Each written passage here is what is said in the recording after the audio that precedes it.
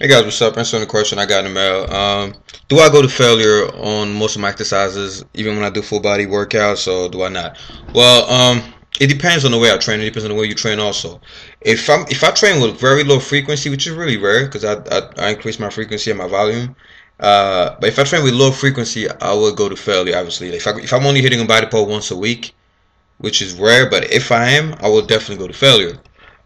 For several reasons, but most of the time, I don't go to complete failure. Like, say I'm lifting for 20 reps or 10 reps, whatever. Say I'm going for 10 reps. I'm going to get to 10 reps and I'm going to struggle to get those 10 reps, but it's not going to be like complete failure when I get to 10. Simply because I do a lot of volume, like I said. I know this is what works best for my body because I've experimented with the whole, typical, normal split, each body part once a week, low volume, whatever. And the benefits of going to failure for me is strength. For some reason, whenever time I train to failure, my body will, my strength will go up on a lot of exercises that a lot of people were weak at. And it's also due to the fact that when you go to failure, you can't hit that body part as often during the week. Therefore, your body has more time to recover, along with your central nervous system and things like that. But like I said, the good thing is you get stronger. The downside is you don't get to train that muscle a lot and enough, and it doesn't grow as fast. I mean, when I made a change in my training routine, I started doing high volume and more frequency. The results of my physique were dramatic. I'm not talking about like little placebo gains. It was a dramatic change, especially when you stuck at the plateau for a long ass time, and out of nowhere you switch everything up and you see tremendous gains, and you continue to see gains. So if you're training for strength, I would say go to failure because, like I said, that's what worked for me. I don't know, people are different.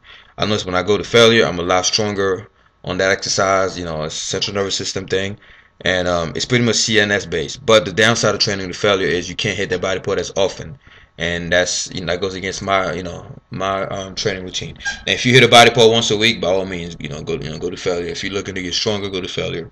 Um, as far as hypertrophy, I'm not saying going to failure that's not build muscle. That's not what I'm saying.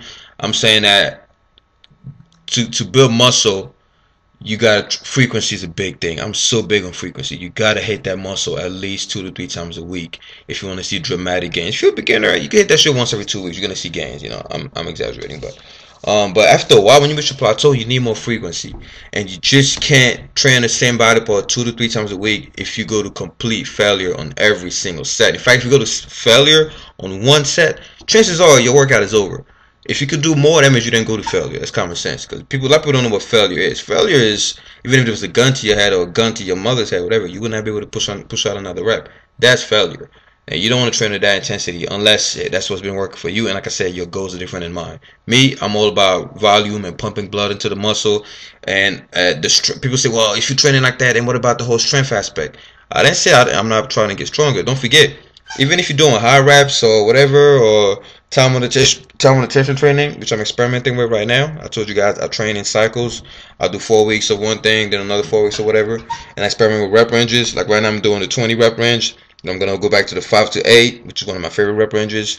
Then back to 10 to 12, and then I'm gonna cycle. But the whole time, I'm doing progressive overload, meaning the weight that I'm lifting at 5 to 8 for 5 to 8 reps. Right. My goal is to be able to lift that same weight in the next 4 week cycle for 10 to 12 reps, and then to lift that same weight that I can only lift for 10 to 12 reps for 20 reps in the following cycle. So I'm getting dramatically stronger as I'm doing this. So to be stronger, all you need is progressive overload. Does not mean that somebody doing 5 reps is gonna get strong and somebody doing 20 reps is not gonna get strong. No.